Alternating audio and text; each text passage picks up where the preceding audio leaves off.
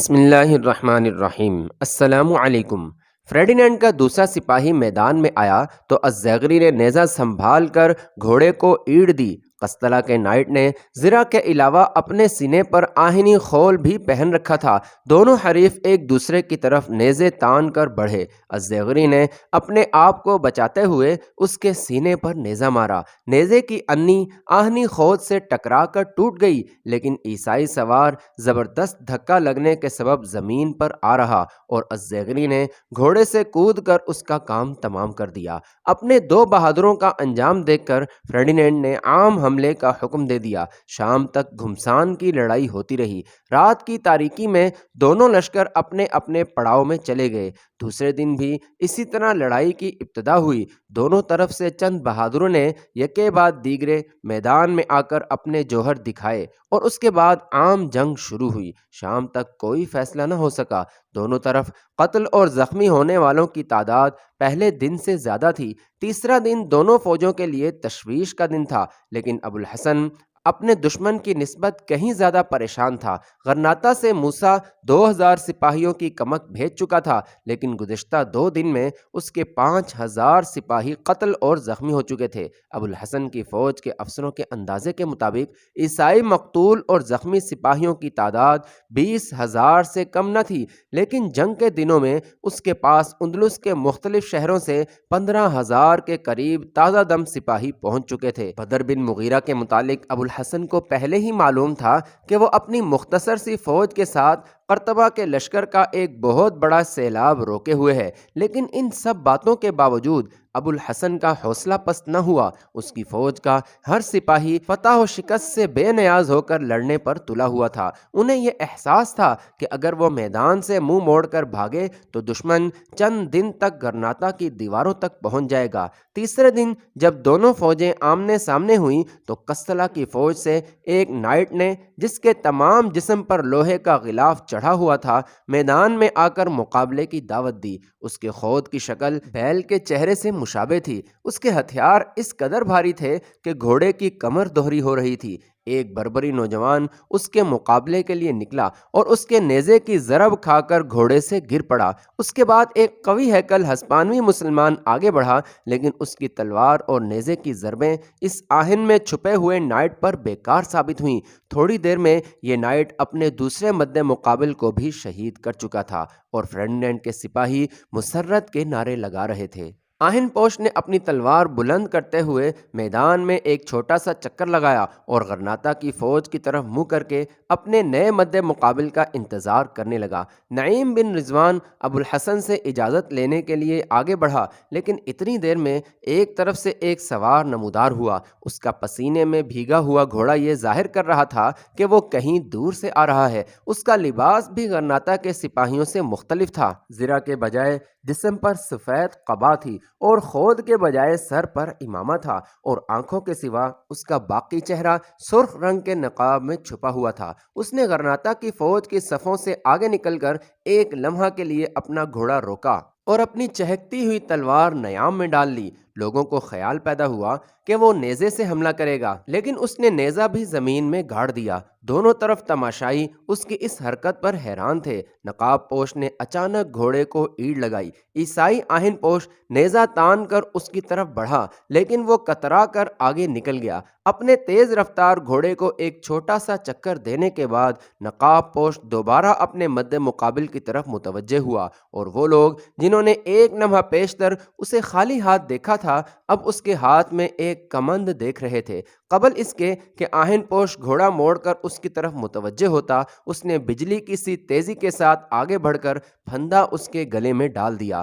ہسپانیہ کا یہ نائٹ، جو طاقت اور بہادری میں اپنا ثانی نہیں رکھتا تھا، جسے بھاری اسلحہ کے باعث 4 آدمیوں نے مشکل سے گھوڑے پر لادا تھا، ایک چٹان کی طرح گھوڑے سے گرا۔ کمند کا دوسرا سرا نقاب پوش کے گھوڑے کی زین کے ساتھ منسلک تھا۔ غرناطہ کی فوج آہن انسان کی بے بسی پر مسرت کے قہقہے لگا رہی تھی۔ نقاب پوش نے آن کی آن میں اسے گھسیٹ کر ابو الحسن کے پاؤں میں لا ڈالا اور چہرے سے نقاب اتارتے ہوئے کہا، میں قرطبہ کے محاذ سے فتح کی خوشخبری لے کر آیا ہوں۔ ابو الحسن مسرت سے بے خود ہو کر چلا اٹھا، بدر، جس فتح کا تم پیغام لے کر آئے ہو وہ یقیناً شاندار ہوگی، لیکن مجھے فتح سے زیادہ تمہارے آنے کی خوشی ہے۔ میں تائید غیبی کا منتظر تھا۔ کتنی فوج بچا کر لائے ہو؟ صرف 500 سپاہیوں کا نقصان ہوا ہے، لیکن ساتھ ہی فوج میں 2000 کا اضافہ ہو گیا ہے۔ منصور بھی پہنچ چکا ہے۔ ابو الحسن نے اچانک پریشان صورت بناتے ہوئے کہا، لیکن فوج کو ساتھ کیوں نہیں لائے؟ آج کا دن فیصلہ کن ہے۔ بدر نے جواب دیا، آپ فکر نہ کریں، وہ تھوڑی دیر تک پہنچ جائیں گے۔ الزغل نے نعرہ تکبیر بلند کرتے ہوئے کہا، مسلمانوں، آج کا دن تمہارے لیے مبارک ہے۔ قرطبہ کی فوج میدان چھوڑ کر بھاگ چکی ہے اور تمہارا سرحدی عقاب تمہاری مدد کے لیے پہنچ گیا ہے۔ ہسپانیوں نے سنتے ہی مسرت کے نعرے بلند کیے۔ بدر نے الزغل سے مخاطب ہو کر کہا، معاف کیجیے، آپ نے انہیں پوری خبر نہیں سنائی۔ ہم نے قرطبہ کی فوج کو بھاگنے کا موقع ہی نہیں دیا۔ وہ تقریباً تمام کی تمام میدان میں پڑی ہے۔ صرف 500 یا 600 سپاہی بچ کر نکلے ہوں گے۔ نعیم بن رضوان نے اللہ اکبر کا نعرہ لگا کر اپنے گھوڑے کی باگیں درست کی اور کہا، اس فتح کی خوشی میں آج قسطلہ کے 15 سواروں کو موت کے گھاٹ اتارنے کا عہد کرتا ہوں، لیکن شگون کے لیے آپ کا نیزہ استعمال کروں گا۔ یہ کہتے ہوئے اس نے اپنا نیزہ اس کے سپرد کیا اور آگے بڑھ کر بدر بن مغیرہ کا نیزہ جو ابھی تک زمین میں نصب تھا اکھاڑ لیا۔ فرڈینینڈ کے 4 نائٹ یکے بعد دیگرے اس کے مقابلے میں آئے اور نعیم نے چاروں کو موت کے گھاٹ اتار دیا۔ آخری نائٹ کے قتل پر فرڈینینڈ نے فوج کو حملے کا حکم دے دیا۔ دوپہر کے وقت جب لڑائی زوروں پر تھی، منصور بن احمد بدر کی فوج لے کر پہنچ گیا۔ تیسرے پہر فرڈینینڈ کی فوج میں شکست کے آثار نمودار ہونے لگے۔ نعیم 14 آدمیوں کو موت کے گھاٹ اتار چکا تھا اور 15 آدمیوں کو قتل کرنے کا عہد پورا کرنا چاہتا تھا کہ ایک شخص کا نیزہ اس کے سینے میں لگا۔ وہ گرنے ہی والا تھا کہ بدر بن مغیرہ نے اس کی کمر میں ہاتھ ڈال کر اسے آگے بٹھا لیا۔ بدر بن مغیرہ اسے زخمیوں کے خیمے میں پہنچانے کے لیے میدان سے باہر نکلنا چاہتا تھا، لیکن نعیم نے کہا، بدر، میں جانتا ہوں میرا وقت آ گیا ہے، لیکن میں نے اپنا عہد پورا نہیں کیا۔ میں نے دشمن کے 14 سپاہی قتل کیے ہیں، ابھی ایک باقی ہے۔ میرے زخم کو ہاتھ سے دبا کر خون بند رکھو، مجھے اپنا نیزہ دو اور مجھے دشمن کے قریب لے چلو۔ مجھے اپنا وعدہ پورا کرنے لے دو، پھر مجھے جہاں جی چاہے لے جانا۔ بدر، یہ ایک درخواست ہے۔ بدر متاثر ہوئے بغیر نہ رہ سکا۔ اس نے اپنا نیزہ اس کے ہاتھ میں تھما دیا اور اس کے بہتے ہوئے زخم پر اپنا ہاتھ رکھ کر گھوڑے کا رخ دشمن کی ایک صف کی طرف موڑ دیا۔ وہ دشمن کے ایک سوار کے قریب پہنچ چکے تھے، لیکن بدر نے محسوس کیا کہ نیزے پر نعیم کے ہاتھ کی گرفت ڈھیلی ہو رہی ہے۔ اس نے نیزے کو سیدھا رکھنے کے لیے نعیم کا ہاتھ اپنے ہاتھ کی گرفت میں لے لیا اور بولا، ہوشیار، یہ تمہارا 15واں شکار ہے۔ نعیم نے نیم بے ہوشی کی حالت میں کہا، بدر، مجھے اپنے ساتھ چمٹائے رکھو، کاش میں اپنا عہد پورا کر سکتا۔ تم اپنا وعدہ پورا کر چکے ہو۔ یہ کہتے ہوئے بدر بن مغیرہ نے نیزہ ایک مقابلے پر آنے والے سوار کے سینے میں اتار دیا۔ عیسائی سوار گھوڑے سے گر پڑا، لیکن اس کے ساتھ ہی نعیم نے بے ہوشی کی حالت میں سر جھکا دیا۔ بدر گھوڑا بھگاتا ہوا زخمیوں کے خیمے کے قریب پہنچا۔ چند نوجوان نعیم بن رضوان کو گھوڑے سے اتار کر اندر لے گئے۔ بدر بن مغیرہ گھوڑے سے کود کر خیمے میں داخل ہوا۔ بشیر بن حسن زخمیوں کی مرہم پٹی میں مصروف تھا۔ وہ فوراً نعیم کی طرف متوجہ ہوا۔ بدر نے کہا، بشیر، اسے بچانے کی کوشش کرو۔ بشیر بن حسن نے اس کی نبض پر ہاتھ رکھنے کے بعد جلدی سے اس کی زرہ کھول کر زخم کا معائنہ کیا اور دوبارہ اس کی نبض پر ہاتھ رکھتے ہوئے بدر کی طرف دیکھ کر سر ہلا دیا۔ بدر نے بھرائی ہوئی آواز میں کہا، تم کچھ نہیں کر سکتے؟ بشیر نے جواب دیا، اس زخم کے بعد اس کا چند لمحے زندہ رہنا بھی ایک معجزہ ہے۔ معلوم ہوتا ہے کہ کسی ارادے کی تکمیل کی خواہش موت کا ہاتھ روک رہی ہے۔ یہ ہوش میں آ رہا ہے، اگر ہوش میں آئے تو اسے بتا دیں کہ وہ اپنا عہد پورا کر چکا ہے۔ یہ کہہ کر بدر بن مغیرہ بھاگتا ہوا خیمے سے باہر نکلا اور چھلانگ لگا کر گھوڑے پر سوار ہو گیا۔ تھوڑی دیر بعد فرڈینینڈ کی فوج میں شکست کے آثار دیکھ کر بدر بن مغیرہ نے بہترین تربیت یافتہ سواروں کو منظم کرنے کا حکم دیا کہ وہ تعاقب کے لیے تیار رہیں۔ شام سے تھوڑی دیر قبل فرڈینینڈ کی فوج میدان میں لاشوں کے انبار چھوڑ کر بھاگ نکلی۔ جب سپاہی ابو الحسن کے گرد جمع ہو کر فتح کے نعرے لگا رہے تھے، وہ گھوڑے سے اتر کر سر بسجود ہو گیا۔ جب وہ اٹھا تو اس کی آنکھوں سے تشکر کے آنسو بہہ رہے تھے۔ ابو الحسن نے ادھر ادھر دیکھنے کے بعد کہا، ہمارا سرحدی عقاب کہاں ہے؟ الزغل نے جواب دیا، وہ اپنے جانبازوں کے ساتھ جا چکا ہے۔ کہاں؟ بھاگنے والوں کے تعاقب میں۔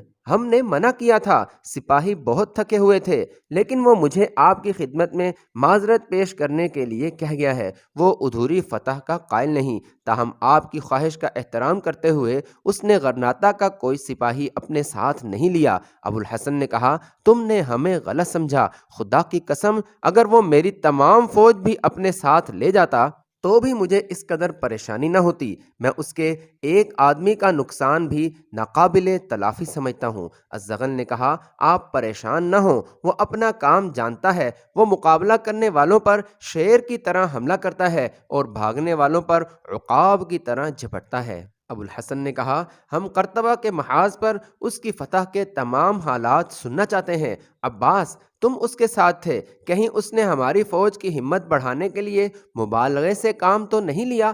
عباس غرناطہ کی فوج کا ایک سالار تھا۔ اس نے کہا، یہ واقعات ایسے ہیں جن کا صرف دیکھنے والے کی آنکھ سے یقین ہو سکتا ہے، سننے والوں کے کان شاید یقین نہ کریں۔ اس کے بعد عباس نے جنگ کی تمام تفصیلات سنائیں۔ جب اس نے منصور بن احمد کے کارناموں کا ذکر کیا تو ابو الحسن نے کہا، اگر مجھے معلوم ہوتا کہ بدر بن مغیرہ کے ترکش میں اس قسم کے تیر ہیں تو میں آج سے چند برس پہلے ہی اعلان جنگ کر چکا ہوتا۔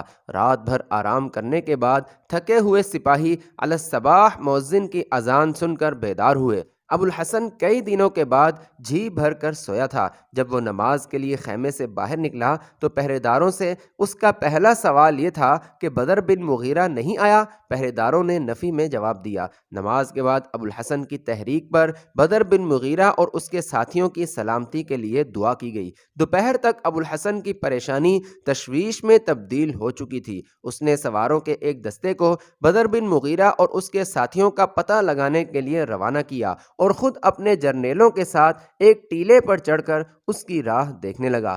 اچانک ایک افسر نے ایک طرف اشارہ کرتے ہوئے کہا، وہ دیکھیے۔ ابو الحسن کا دل مسرت سے اچھلنے لگا۔ حد نظر پر گرد کے بادل اٹھ رہے تھے۔ ابو الحسن نے چند سواروں کو اس طرف جانے کا حکم دیا۔ تھوڑی دیر بعد انہوں نے واپس آ کر سرحدی عقاب کی واپسی کی خبر دی۔ الزغل نے کہا، ایک خوشخبری مجھ سے بھی سن لیجئے۔ ابو الحسن نے کہا، وہ کیا؟ الزغل نے جواب دیا، سرحدی عقاب رسد کا ایک بہت بڑا ذخیرہ اپنے ساتھ لا رہا ہے۔ ابو الحسن کے استفسار پر سواروں نے اس بات کی تصدیق کی کہ بدر بن مغیرہ کے ساتھی مویشیوں کا ایک بہت بڑا ریوڑ ہانک کر لا رہے ہیں۔ بھیڑ بکریوں کے علاوہ سینکڑوں گھوڑے اور خچر اناج سے لدے ہوئے ہیں۔ جب لوشا کی جنگ میں نعیم بن رضوان جیسے مجاہد اپنے خون کی روشنائی سے اسلامیان اندلس کی قسمت کا فیصلہ لکھ رہے تھے، غرناطہ کے شاہی ایوان میں ایک اور فیصلہ لکھا جا رہا تھا۔ الحمہ پر عیسائیوں کے قبضے کی خبر سن کر ابو داؤد فوراً اپنے شاگرد کے پاس پہنچا اور اسے مغموم دیکھ کر بولا، شہزادے، میں کہتا نہ تھا کہ قدرت نے سلطنت غرناطہ کی تعمیر نو کے لیے ابو الحسن کو نہیں بلکہ تمہیں منتخب کیا ہے۔ اندلس کے مسلمانوں کی قسمت کا ستارہ اس وقت چمکے گا جب تمہارے سر پر غرناطہ کا تاج رکھا جائے گا۔ شہزادے، تمہارا وقت آ رہا ہے، میرا وقت خدا جانے کب آئے گا۔ الحمہ بھی ہمارے ہاتھ سے جا چکا ہے، اب وہ کسی بھی وقت غرناطہ پر چڑھائی کر سکتے ہیں، لیکن تم نے یہ نہیں سوچا کہ الحمہ کے چھن جانے کے بعد عوام اور بعض سردار بھی یہ محسوس کرنے لگے ہیں کہ اس نازک دور میں غرناطہ کی عمارت بدلنا ضروری ہے۔ میں چند بربری اور ہسپانوی سرداروں سے مل چکا ہوں، انہوں نے اپنی کوئی زیادہ قیمت مقرر نہیں کی، لیکن موسیٰ کی موجودگی میں کسی کو دم مارنے کی جرت نہ ہوگی۔ ابو داؤد کہنے لگا، وقت آنے پر ہم اس کے ساتھ بھی نمٹ لیں گے، وہ سردار جن کو ابو الحسن نے بغاوت پھیلانے کے جرم میں گرفتار کر رکھا ہے اگر رہا کر دیے جائیں تو آپ کے بہت بڑے مددگار ثابت ہوں گے، لیکن موسیٰ کی موجودگی میں یہ ممکن نہیں۔ میرے خیال میں وہ آپ کا دوست ہے، لیکن اس معاملے میں وہ میرا بدترین دشمن ہوگا۔ وقت آنے پر دیکھا جائے۔ وقت کب آئے گا؟ ابو الحسن کی شکست کے بعد غرناطہ کے لوگ آپ کی طرف متوجہ ہوں گے، لیکن اگر انہیں فتح ہو گئی تو؟ مجھے اس کی امید نہیں۔ فتوحات صرف تمہارے مقدر میں ہیں، لیکن اگر اسے ایک آدھ کامیابی نصیب ہو بھی گئی تو وہ ایک بڑی تباہی کا پیش خیمہ ہوگی۔ وہ تمہارے سوتیلے بھائی کو تخت پر بٹھانے کی کوشش کرے گا۔ یہی وجہ ہے کہ وہ اسے عوام کا منظور نظر بنانے کے لیے جنگ میں ساتھ لے گیا ہے۔ یہ سن کر شہزادہ ابو عبداللہ کہنے لگا، اگر یہ ہوا تو میں اس قابل نہیں کہ اپنے باپ کے ساتھ لڑ سکوں۔ آپ مطمئن رہیں، لڑنے کی نوبت ہی نہیں آئے گی۔ چند دن بعد جب ابو عبداللہ نے قرطبہ کے لشکر کی تباہی کی خبر سنی تو اس نے اپنے استاد سے کہا، ایلچی یہ خبر لایا ہے کہ سرحدی عقاب قرطبہ کے محاذ سے فارغ ہوتے ہی لوشا کی طرف روانہ ہو گیا ہے۔ ابو داؤد نے کہا، شہزادے اب وہ وقت آ گیا ہے جس سے میں ڈرتا تھا۔ ممکن ہے کہ لوشا کے میدان میں ابو الحسن کو فتح ہو۔ یہ فتح تمہارے مستقبل کے لیے بہت خطرناک ثابت ہوگی۔ جب سلطان شہر میں داخل ہوگا تو غرناطہ کے عوام اس کے ہر صحیح یا غلط فیصلے کی تائید کریں گے۔ ان کی نگاہ میں تمہارے سوتیلے بھائی کا درجہ تمہاری نسبت کہیں بلند ہوگا، بلکہ ان کے نزدیک اس مہم کا ایک معمولی سپاہی بھی تمہاری نسبت زیادہ قابل احترام ہوگا۔ ابو عبداللہ نے مایوس ہو کر کہا، مجھے کوئی راستہ نظر نہیں آتا۔ جب میں آپ کی باتیں سنتا ہوں تو مجھے پریشانی ہوتی ہے۔ میرا دماغ مجھے ایسے سمندر میں کودنے پر آمادہ کرتا ہے جس کی گہرائی سے میرا دل کانپتا ہے، لیکن جب میں اپنی والدہ کے پاس جاتا ہوں تو ان کی باتیں مجھے کسی اور ہی دنیا میں لے جاتی ہیں۔ وہ آج بھی یہی کہتی تھیں کہ میرے والد بارہا اس بات کا حلف اٹھا چکے ہیں کہ وہ مجھے اپنا جانشین بنانے کے متعلق اپنا وعدہ پورا کریں گے۔ ابو داؤد نے کہا، اب شاید وقت آ گیا ہے کہ میں آپ کو غلط فہمی میں مبتلا نہ رہنے دوں۔ میری بات غور سے سنیے۔ میں تھوڑی دیر کے لیے مان لیتا ہوں کہ آج آپ کے والد کا ارادہ آپ کے متعلق برا نہیں، لیکن اس وقت آپ کی عمر 40 سال کو پہنچ چکی ہے۔ فرض کیجئے آپ کے والد 20 سال اور زندہ رہتے ہیں، اس وقت آپ کی عمر 60 سال ہو جائے گی، اور یہ عمر کا وہ حصہ ہے جب زندگی کی امنگیں سرد پڑ جاتی ہیں، جب انسان آئینے میں اپنی صورت دیکھنے سے گھبراتا ہے، جب انسان کی سب سے بڑی ضرورت ایک بستر ہوتی ہے، خواہ وہ ایک محل میں ہو یا جھونپڑی میں۔ اس وقت آپ کی عقل یقیناً پختہ ہوگی، لیکن وہ گرم خون جو انسان کو تسخیر عناصر پر آمادہ کرتا ہے منجمد ہو چکا ہوگا، اور پھر یہ کون کہہ سکتا ہے کہ آئندہ 20 سال کے واقعات سلطان کو آپ کے متعلق کوئی اور فیصلہ کرنے پر آمادہ نہ کر دیں گے۔ شہزادے، عزت، شہرت اور ناموری کا دروازہ ایسا نہیں کہ کوئی خواہش کرے اور یہ کھل جائے، اسے کھٹکھٹانا پڑتا ہے اور بعض اوقات توڑنا پڑتا ہے۔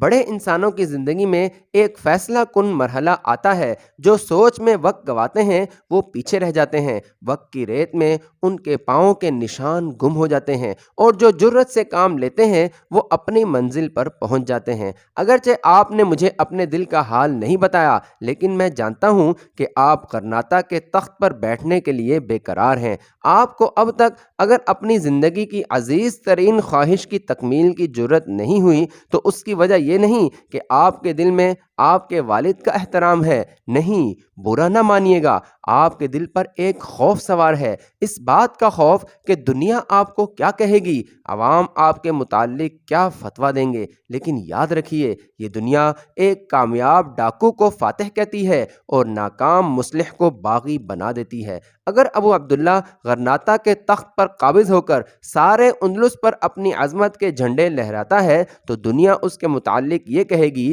کہ وہ ایک بدنصیب باپ کا خوش نصیب بیٹا تھا، اس کو حق تھا کہ وہ اپنے باپ کے تخت و تاج کو چھین لیتا۔ اور اگر ابو عبداللہ 60-70 سال کی زندگی میں تخت نشین ہونے کا انتظار کرتے کرتے ہی چل بستا ہے تو تاریخ کے صفحات میں شاید اس کا نام بھی نہ لکھا جائے۔ میں نے آپ کو ایک معمولی انسان سمجھ کر آپ کے ساتھ اپنی قسمت وابستہ نہیں کی، لیکن اگر آپ تذبذب میں اپنی تمام زندگی گنوانا چاہتے ہیں تو آج سے ہمارے راستے مختلف ہیں۔ ابو عبداللہ نے کہا، خدا کے لیے یہ نہ کہیے۔ تو آج آپ کو فیصلہ کرنا ہے، یہ موقع شاید پھر نہ آئے۔ میں تیار ہوں، لیکن کیا میں اس وقت اس قابل ہوں کہ باپ کے خلاف بغاوت کر سکوں؟